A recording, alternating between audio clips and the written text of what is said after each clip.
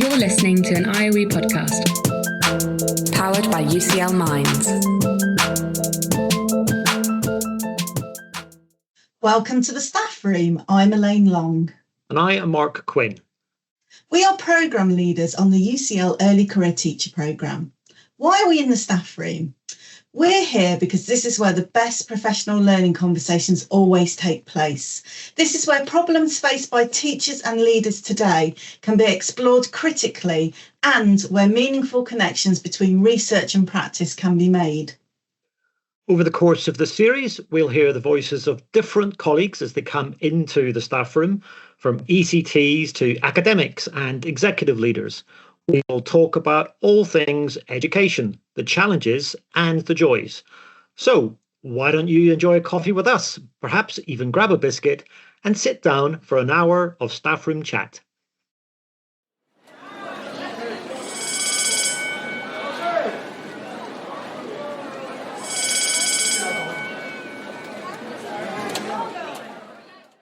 Welcome to the staff room, Guy Claxton. We are so excited that you've come into our staff room with us this afternoon. Guy, of course, is a renowned educational author, cognitive scientist, all-round good guy. Guy, you are obviously thirsty and hungry. We have very special biscuits and drinks laid on for you this afternoon. So what can I get you? You could get me a nice Nespresso, strong one preferably, ristretto strength, accompanied by a fresh Eccles cake. Duly noted. I'll be getting that ready while Elaine asks the proper questions. So you're pushing Mark's catering skills to the limit, but I think you've got a recipe for Eccles cakes back there, Mark, so you better get on with that. Absolutely. Guy, I've just discovered them, and I'm completely, or rediscovered them. I'm completely addicted. I've just discovered that my favourite flavour in the whole world is dried fruit. Dried fruit. So that's good coming up to Christmas, right? So that's perfect. Yeah. No, I'll absolutely be in my element. Christmas pudding, Christmas cake, you name it. Now is the time for Eccles cakes. I'm happy to share in that tradition as well. That sounds very good. Guy, I know our listeners will be really excited to have you in the staff room because you've been quite prolific in your writing and your thought leading about education. You describe yourself as a professor of the learning sciences, and I'm emphasising the S there because I know you think that plural is very important. Could you explain for our listeners what it is that a professor of the learning sciences does and why that S is so important? Thank you, Elaine. I really think it is important, particularly sort of topically and particularly in terms of the profession at the moment, because there are a few people who've been quite influential who go around talking about the science of learning as if there were only one, and as if it were cut and dried and generally accepted. Now, as you rightly say, I am a professor of the learning sciences, so I suppose I ought to know a bit whereof I speak on this subject. And it's very important to have the plural, because the learning sciences, like the cognitive sciences, if you like, are a kind of hybrid discipline. You know, there's experimental psychology in there. There's also AI and robotics. There are various forms of philosophy. There's evolutionary psychology. There's social neuroscience, there's affective neuroscience. So not only are there no agreed paradigms, but there's also the knowledge that's coming together. When you say the learning sciences, the origin, if I'm right, of the word science, scientia, just means kind of scholarly knowing or scholarly, not a disciplined ways of knowing or understanding. So we mustn't allow ourselves to be mesmerized by the randomized control trial or the neat little experiment that pits expository learning against discovery learning and claims to have demonstrated that expository learning is the only kind of learning that works and the only kind of learning that is mandated by the science of learning. So we need, part of my job in the last couple of years has been to try and push back against this simplistic and in some ways rather archaic, rather anachronistic view of what the science or the sciences are telling us. So there's been a bit of, usually in my writing, as you may know, I tend to be advocational. I tend to have a sense of where I think, well-foundedly, where I think we should be going, what is preferable, and advocating that. But I was moved a small number of years ago to write a book called The Future of Teaching and the Myths That Hold It Back, in order to try and provide a counter-narrative to this rather simplistic and I think in some ways rather damaging view that has gained quite a lot of traction in the educational world, in many countries around the world, actually.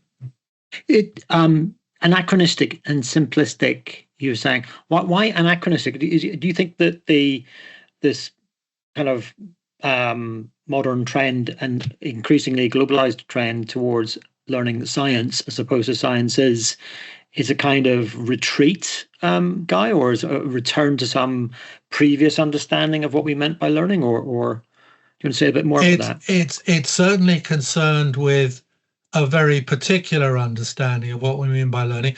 By the way, I ought to say that there's another plural here, which is the sciences of learnings. Yeah.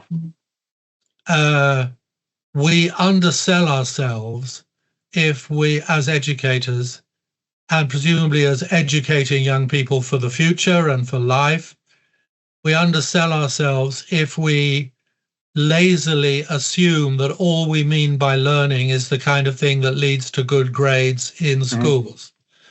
So the learning sciences, very much from their origins, have been as much about learning of sport or the development of character or development of attitudes or development of social competence or the development of our own sense of our identity or of our own interests.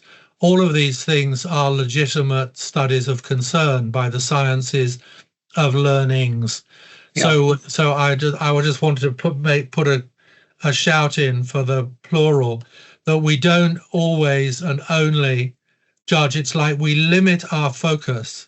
We become blinkered if we make these initial assumptions that the only kind of learning worth talking about in an educational context is the kind of learning that happens in traditional schools and the kind of learning that is assessed by high stakes examinations. Yeah, and as you know, Guy, the main listenership for this podcast are the early career teachers and their mentors and others who support them in schools, but also a whole variety of settings across England.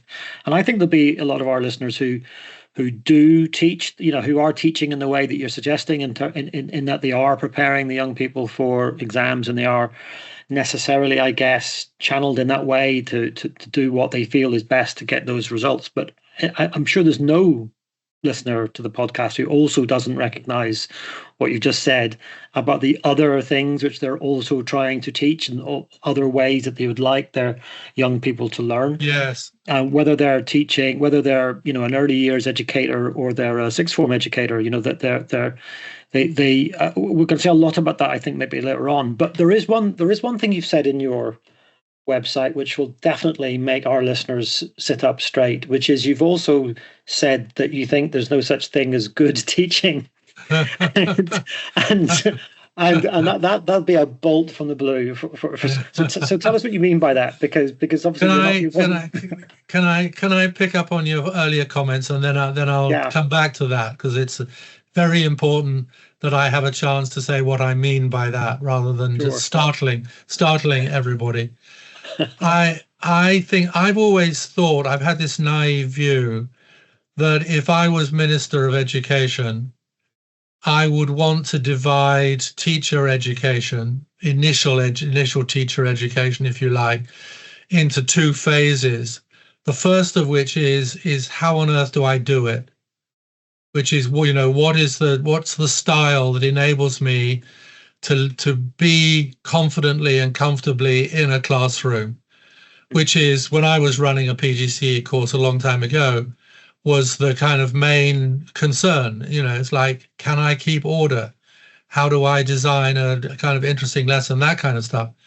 And then I think a year or two later, after you've done your first year or two of teaching, and you've found your way, a way of being able to manage and maybe a way of being yourself in that context, that then there should be, if you like, a compulsory second stage, which is, now I can do it, and all that anxiety and that concern has been allayed. Now, what the hell am I doing? And why am I doing it? And what's it for? And why do we have textbooks? And why do we group children by age cohorts? Mm-hmm. And why do we have a timetable? And what are exams the best way of establishing real world competence, and so on? So that's one of the reasons why I'm delighted and very pleased that you've invited me onto this podcast, because it seems to me that many of your listeners will be in that stage of thinking, I can do it, but what am I doing? Of thinking a bit more deeply. And I agree with you, Mark, that, I don't know a single school that proudly proclaims on its website, send us your children and we will do everything we can by hook or by crook to squeeze grades out of them, and we will do nothing else. There's always something else. There's always some other thing. But the question is, in the heat of the moment, in the busy classroom, do we forget what we meant by this other thing? Yeah. Or is that still alive and kicking in our pedagogy, in our thinking about what we're doing? And absolutely, I need to make one thing really clear, which is, of course, part of our ambition and our responsibility for young people is to help them to get the best grades they can. Sure. But to do it, I would argue, and I've argued strongly, but our job, what refines our sense of pedagogy, our job is to do that, to help them understand the periodic table or the Tudors or ionic and covalent bonding or the difference between igneous and metamorphic rocks or all that kind of good stuff, to use those topics as exercise machines for developing something else, for developing something that isn't just examination technique, but which is of more lasting value. So I tend to think and talk now about results plus, and we need to make sure that we know what the plus is, and to design our pedagogy, design the culture that we create in our classrooms so that the plus doesn't get sacrificed by default on the altar of Ofsted and GCSEs and A-level results. Guy, I think one of the things we really share is our passion for teachers being able to ask critical questions in their career of themselves, of teaching, their identity, of the why. And we do actually do that in the second year of our ECT programme through a practitioner inquiry approach, where we encourage teachers to ask questions about exactly that, but we also encourage them to ask questions about the science and the evidence base around teaching, because we recognise that evidence can only ever give us generalized principles about teaching, but learning scientists can't tell you what to do with your year nines on the Friday afternoon or what will work, because that's multivariant. And I wonder if that takes us back to your earlier point about the importance of the plural there, about sciences of learnings, because again, we wouldn't want to ever create the impression with our early career teachers that we have all the answers, all that science can give us all the answers, because in fact it's really, really complex. Yes, I mean, I think that we need to be like, science cannot tell you what to do.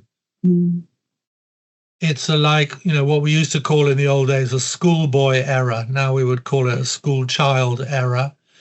To try and assume that an is, which is what science is about, what is the case, can automatically tell you what you ought to do.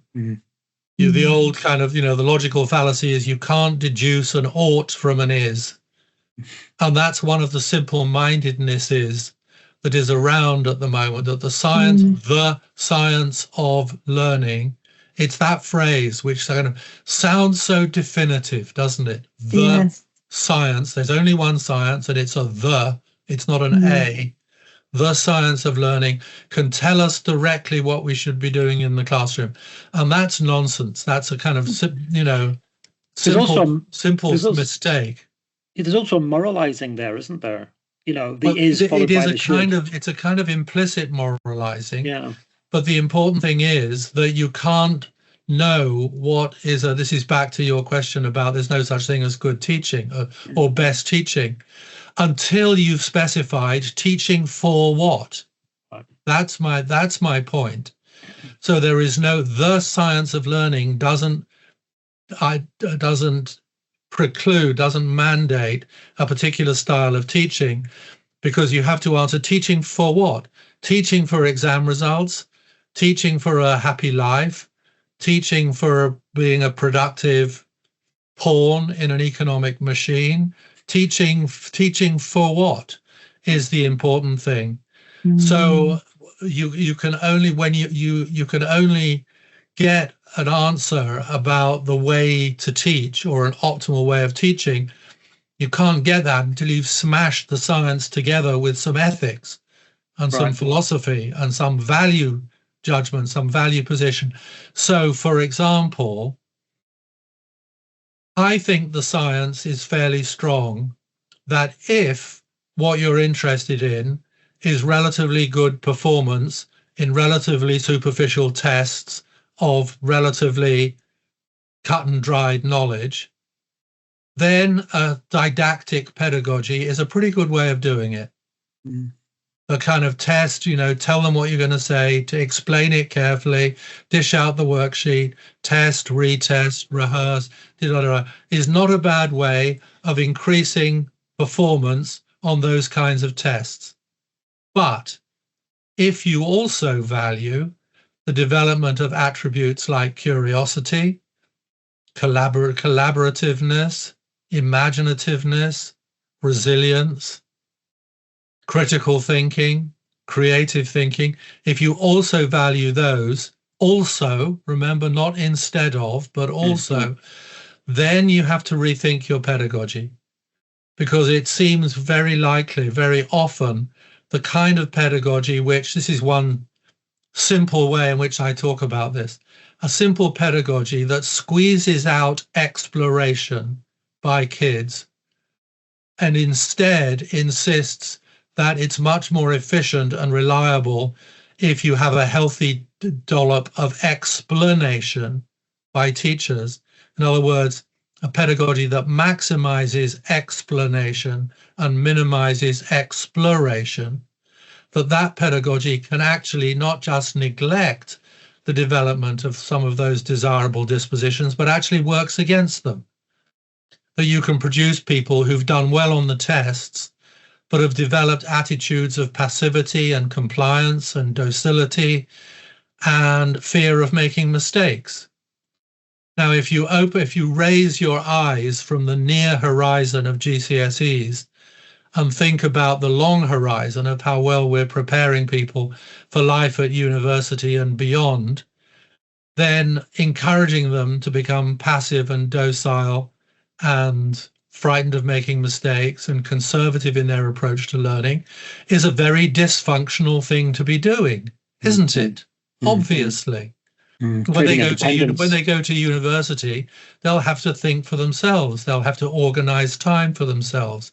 They'll have to learn have learned how to rescue themselves when they're finding things difficult or finding the work is too hard.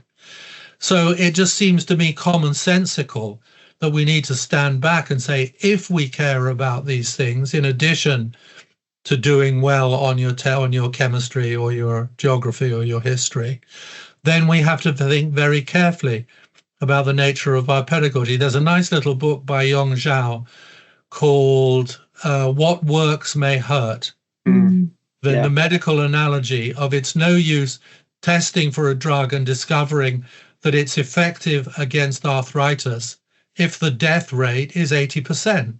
And it's like we haven't moved to a slightly more sophisticated methodology in education if we're not also checking the side effects of our pedagogy as well as the main effect. That's not good science, that's weak science if we're not taking an all-round view. Am I right? Well, Guy, I was just going to say some of our ECTs might be listening and then they might think, well, I'm incredibly under pressure to get results. And actually, for some of my students, those GCSE results are really, really important in their lives to get good results. That's why I say also. I know, but the other or. question they might ask is, how do you balance both, right? Because I actually think, and I've heard you talk on another podcast, and an interesting thing you said that I found quite inspiring is it's impossible not to teach character education, right? Because in everything you do, you're teaching something in the way you do it, and I think that's really interesting. But I guess when you're starting out in your teaching career and you're finding it really difficult, I certainly found it really difficult starting out just to do those 101 things like keep order. Like you said at the start, it's really hard to balance all those things. And of course, I know we're talking more holistically here, and we're talking about the responsibility of policymakers, schools, and all those things. And we're thinking more bigger picture. But have you got any advice for teachers about how they get that balance right? Because it's not a dichotomy. We're not talking about a dichotomy here. It's not either or. But how do you get that balance right in your teaching? Well, that's been a lot of my practical work around what I originally called building learning power, and now I think of as the learning power approach, which is an attempt to provide practical, road-tested tweaks to classroom pedagogy, where you're having to do your quadratic equations or your terminal moraines or your causes of the First World War or whatever it is. Are there ways in which you can help learning to become deeper and more accurate and better retained, but which do it in a way that build these other capacities? And the answer to that, from a whole lot of labs around the world and innovative education systems around the world, is that yes, you can. And there's a lot of information now, a lot of practical information out there from, Harvard's Project Zero, for example, has been producing high quality, well-researched, practical information about how to do that kind of teaching, which I now call generically dispositional teaching rather than didactic teaching. That's to say, teaching for results plus, not for getting the plus, rather than allowing yourself to be mesmerized by the exam results. So there are a bunch of people who've come out of Project Zero who've been developing the ideas, as I have, as Michael Fullan has, as David Perkins has, as a lot of people, interestingly, who are serious luminaries in the world of the learning sciences, but strangely don't get talked about much by people who promote the science of learning. Interesting how tunnel visioned that notion of the science of learning turns out to be. So I think it's important that, like it's not, someone said, it's not that we don't know what to do, it's that we don't do what we know. And we know quite a lot now. I mean, some very, very simple things like, think about the use of erasers in your classroom. It's one of my favorite examples. It's like an eraser is a very useful little tool. Architects, designers, artists, all kinds of people use erasers very happily. But there are some classrooms, and there may still be quite a lot of classrooms, where the eraser functions to reinforce the idea that if you make mistakes, there's something shameful about it.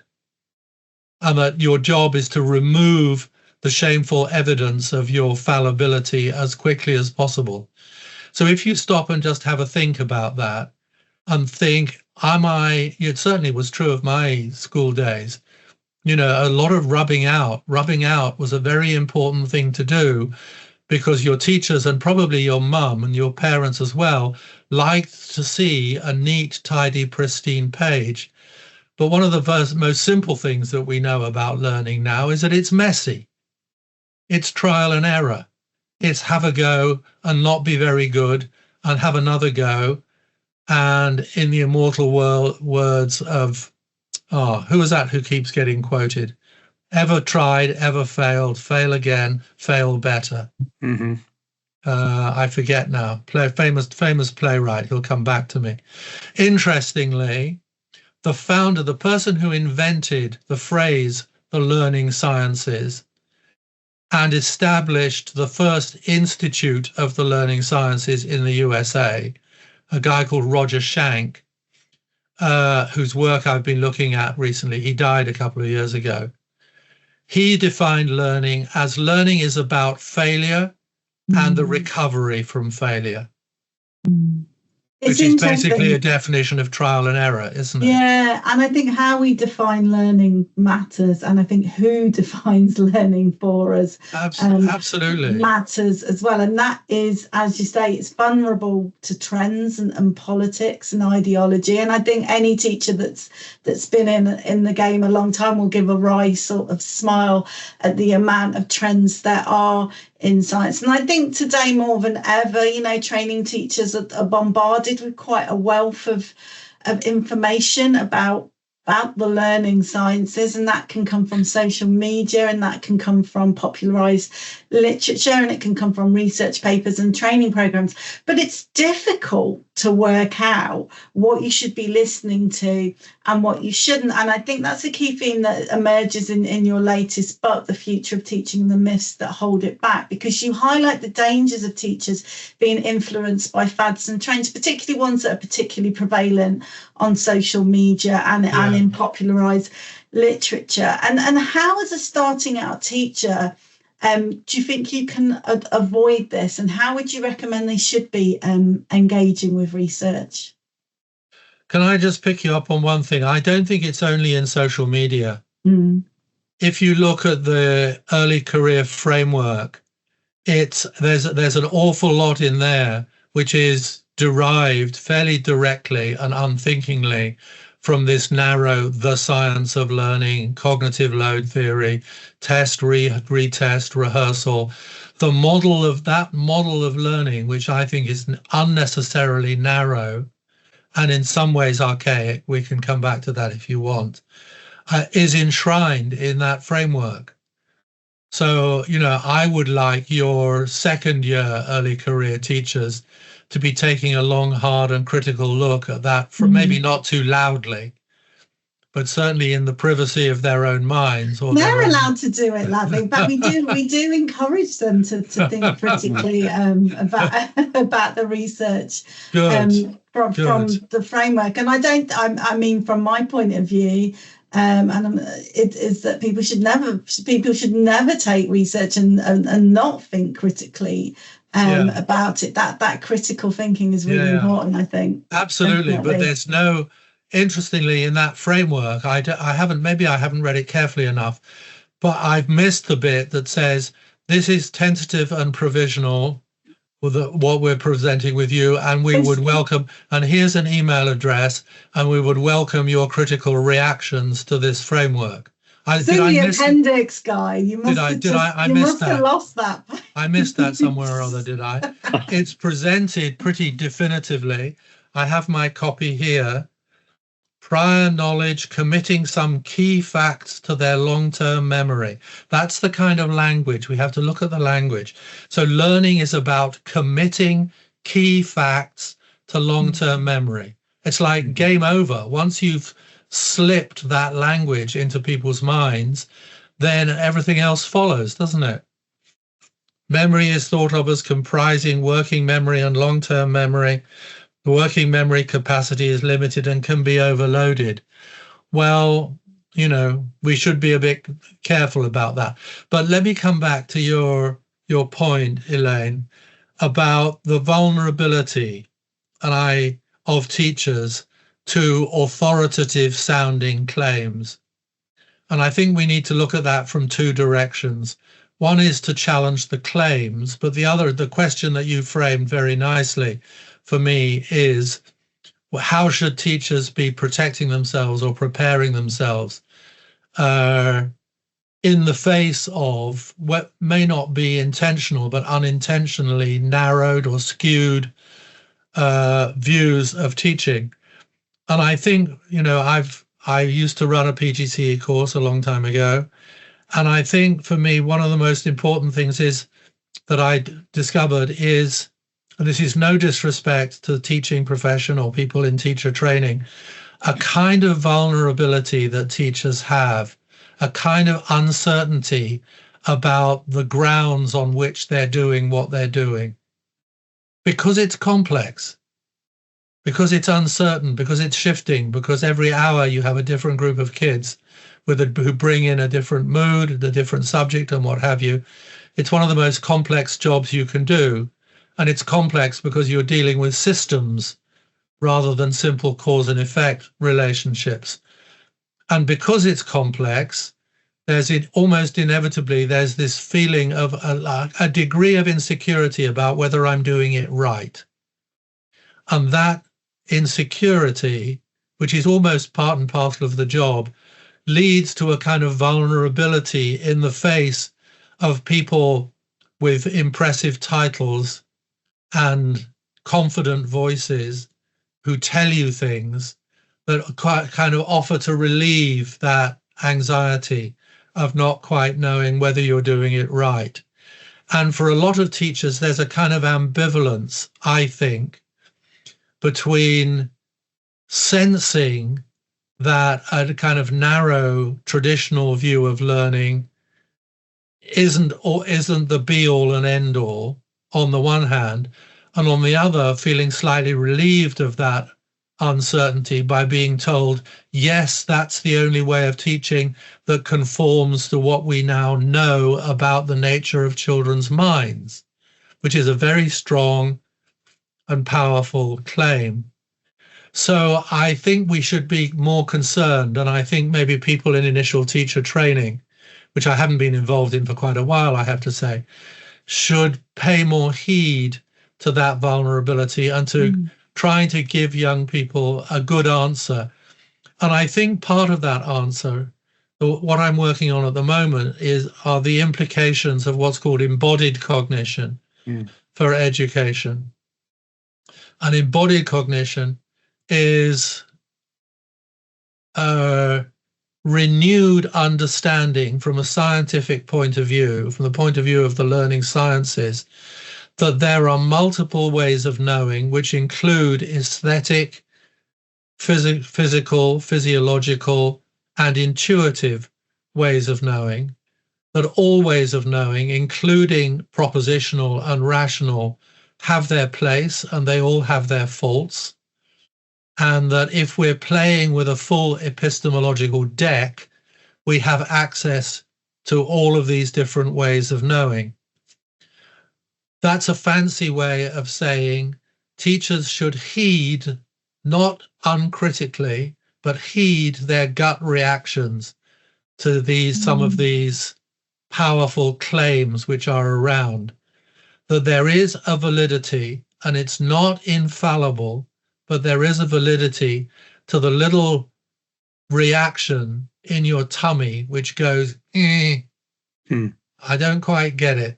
It doesn't feel quite right. And I feel on weak ground because I can't articulate why it doesn't.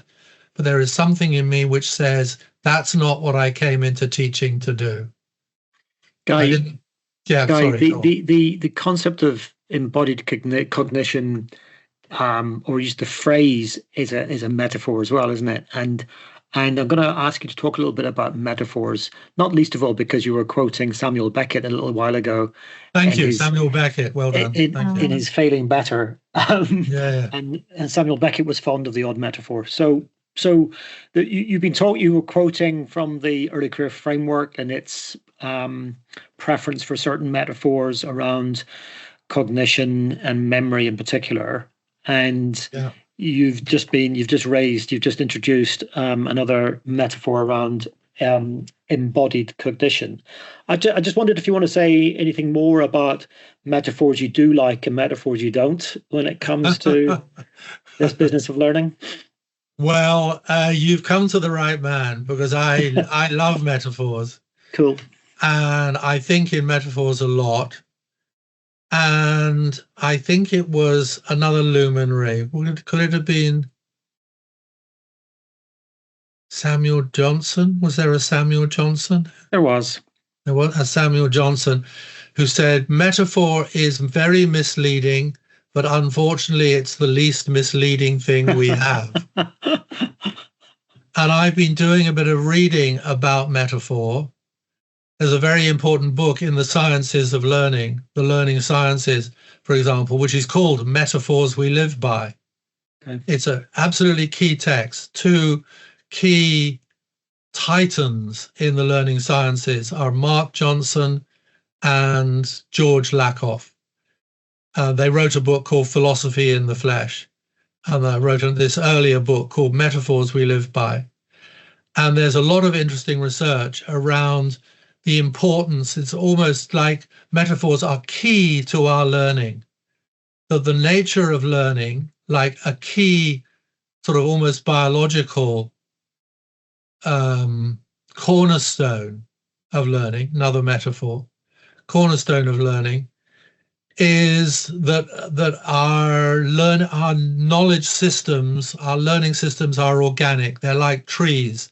Our learning grows out from what we already know. And that to try and graft something onto the tree that has no natural presence, no natural evolutionary connection with the tree is very hard work and should be avoided as much as possible. And if you look into the way in which mathematicians and scientists, for example, actually pursue their work, a lot of it is metaphorical. In fact, they couldn't do what they do without metaphors. Yeah. Albert Einstein couldn't have got to the general theory of relativity without trying to imagine what it would be like to ride on a beam of light. We wouldn't have got physiology, would not have made the jumps that it did without thinking of the heart as if it were like a pump. You can think of it in other ways. So these metaphors are, if you like, prosthetic devices that enable us to grow out into new territory on the basis of what we know already, and then modify it, and then challenge it, and then critique it. But to get understanding going, it's often we require a metaphor to kickstart it, and then a process of critical inquiry can refine the metaphor and shape it. So is the problem that sometimes we stop at the simplification that the metaphor appears to offer us? Absolutely. So we need to be teaching, number one, the value, the inevitable value, the necessity of metaphorical thinking, and number two, that a minute you've found a productive-looking metaphor, first of all, you explore the positive and relevant aspects of the metaphor, and then you start to critique it. It's like my private metaphor for metaphors is that they're like, I don't know if you remember, there was a fashion for kind of throwaway underwear a little while ago, paper pants. And I think metaphors are a bit like paper pants. They do a job and then you move on. I think that there was a fashion for paper pants. Oh, you're lucky that passed you by, Elaine. Yeah. So you need a kind of healthy skepticism, but it's like a welcoming, it's like our attitudes to intuition. You need a kind of respectful heeding and a critical edge to your thinking. Now, are we teaching that in schools? Are we developing that understanding of how to use metaphor productively and critically? Nobody ever did it for me when I was in school. And this comes back again to Roger Shank's work. Roger Shank's image of the relevance of the learning sciences for education is around the development. Let me see if I've got a quote from him here. This is a presentation that I gave to a group of 600 head teachers in New Zealand a few weeks ago, where they're having terrible trouble with their government, who have become deeply infected with this simplistic model of learning. Roger Shank said in one of his books, a properly designed school system needs to focus on cognitive abilities, not scholarly subjects. Let's get that distinction for a moment. Cognitive abilities, things that can be grown. We treat the mind not as a long-term memory and a short-term memory, not that naive box view of memory, but as a set of skills and attitudes which can be and should be cultivated by the process of education. For me, that's the radical shift in our understanding of the mind, our understanding of intelligence. Another titan of the learning theory, a woman called Lauren Resnick, ex-president of the American Educational Research Association, was asked once about, she wrote an interesting paper called Making America Smarter. And in that paper, she says, if people ask me what I understand by intelligence these days, I tell them that I think it's the sum total of your habits of mind. And habits are, and that's what Roger Shank is talking about. Habits of mind, what he calls cognitive, what was his phrase? Cognitive abilities. So we need to look on the mind as if it were almost like another metaphor, as if it was like your body that could grow in its strength, in its muscularity, in its sophistication. And that metaphor has not really been present in our thinking about education. And if we put it front and center of our thinking, that would be a radical shift. Is this what you mean, Guy, about epistemic character? Yes, absolutely. That's one of my, every so often when I feel I need to reassert the fact that I'm a proper professor, I use phrases like epistemic character. But it's exactly the same thing. So like I quite like, there's a lot of words around because so many countries around the planet are grappling with this. And there is a kind of culture war going on between those people who are grappling with the hard problem of how we expand our conception of education to give proper attention to the plus in results plus. How we to think about how we're doing that. And then there are other people who are pushing back against that, who say it's wishy-washy and it's not well grounded. Well, it is well grounded these days. But that's, as I say, that's what we've been trying to develop, and to develop practical methods for doing that. You've already mentioned quite a few books there. Definitely, I want to go and read The Metaphors We Live By. Are there any other things that you think would be really interesting for our ECTs to read if they want to broaden their understanding of the learning sciences? Oh, absolutely. Yeah, almost anything by me, for example. You were kind enough to say, Elaine, I'm a prolific author. I'm working on my 40th book at the moment. So yeah, I mean, what are the books that have been most successful? The sort of, if you like, and it's not disparagingly, this is not about dumbing down, but I would say entry level to some of the things that we've been talking about. One of them is a book called What's the Point of School? Rather bluntly, which is one of my most successful books in terms of sales anyway. And another one is called Educating Ruby, which was a riff on Educating Rita, the film Educating Rita. and started from the thought experiment about, I use this often when I'm giving a talk to school principals. I say, imagine you're walking down the street and someone comes up to you who you vaguely recognize and says, have you got a moment? My name's Ruby and I was a student at your school. You may remember me, and I left 3 or 4 years ago. And I never said it at the time, but I just wanted to tell you what a great education I got at your school. And now you're beginning to remember Ruby, and you say, and you remember that she only got 2 weak GCSEs and left when she was 16 or 17. And so you're a little bit puzzled by this, and you're trying to grapple with, and you can see that she's being sincere. She's not taking the piss. And you say, well, I remember, yes, you really got into the drama, didn't you? And you had that part that you played in the school play and the friendships that you made. And Ruby says, yes, that's true, but that's not what I mean. I'm talking about the education I got at your school. And now you're a bit stumped as your head teacher.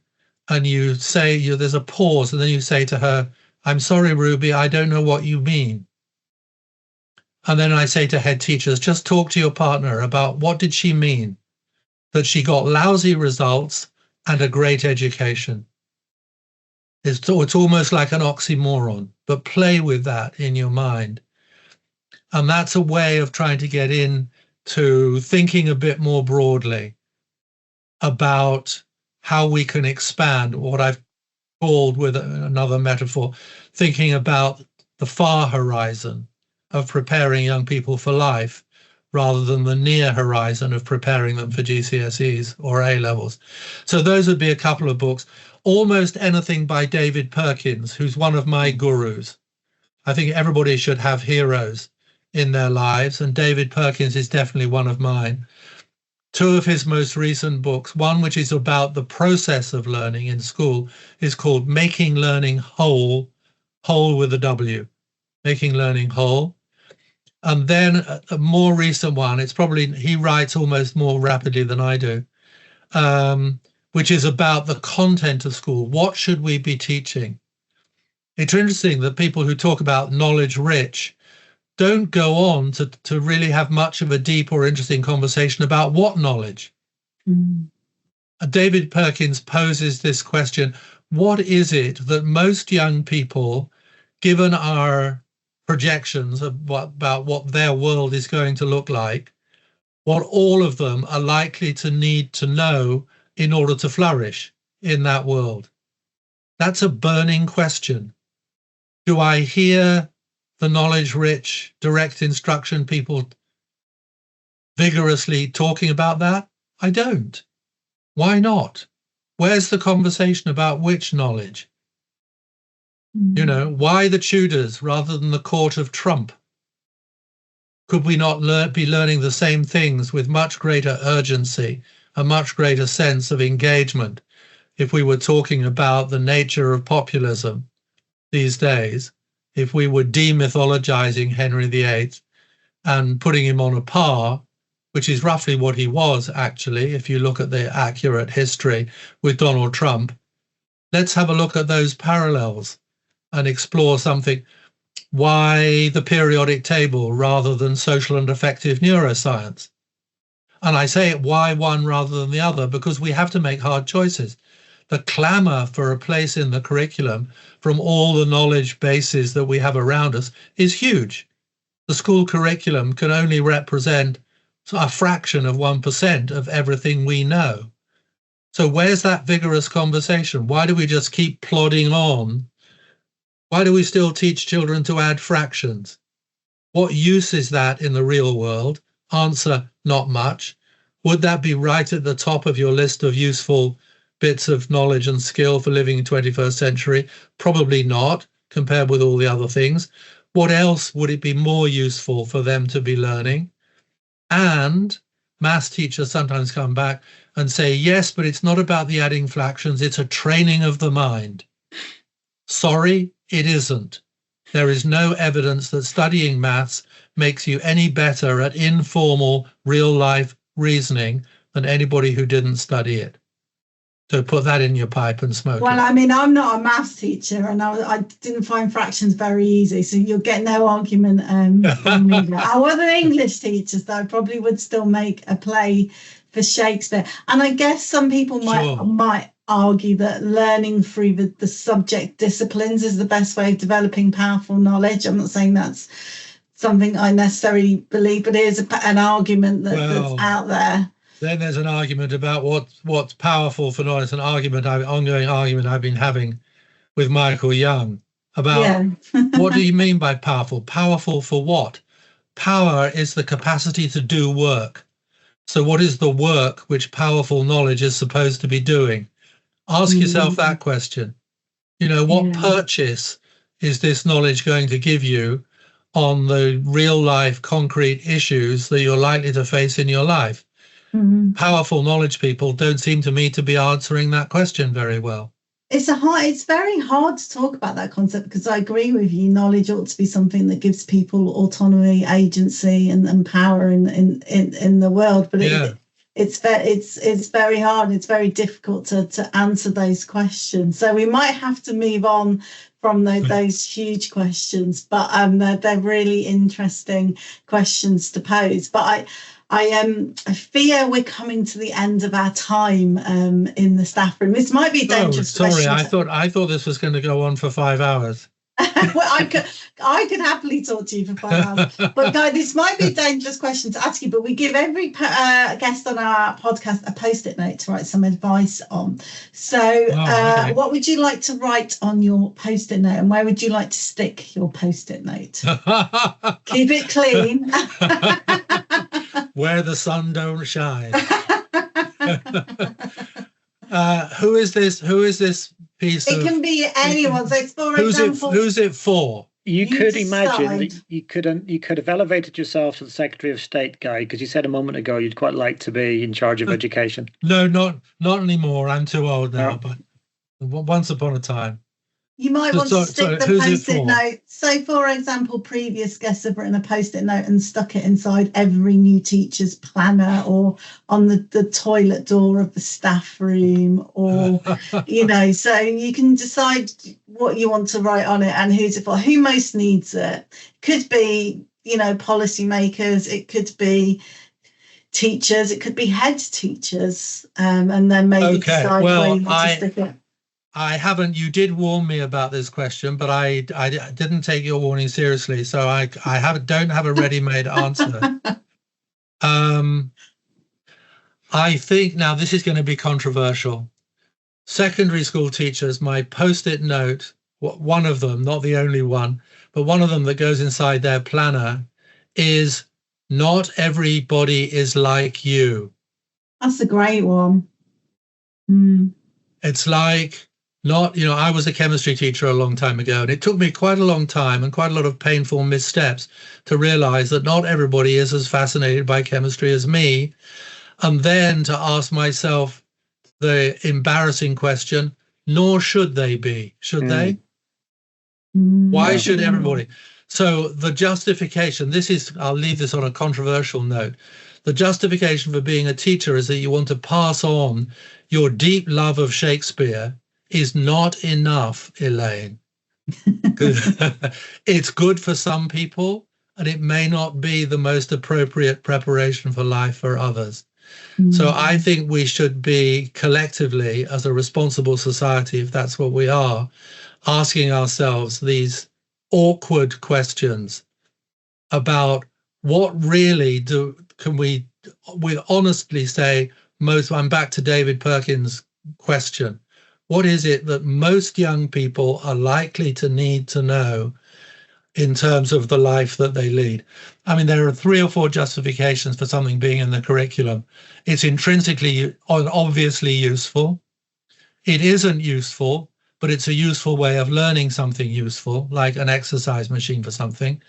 Or it's a cultural treasure that is so valuable that nobody should be allowed to grow up without knowing it. The third one is the traditional one. I think the first one and the second one the first one is the most pressing. And the second one, we need to be more honest about really interrogating ourselves about whether is maths a training of the mind? Do all young people need to know Shakespeare? Why? What is it that you take away from studying Shakespeare that is of genuine practical value for you for the rest of your life, which you could not have developed in any other way?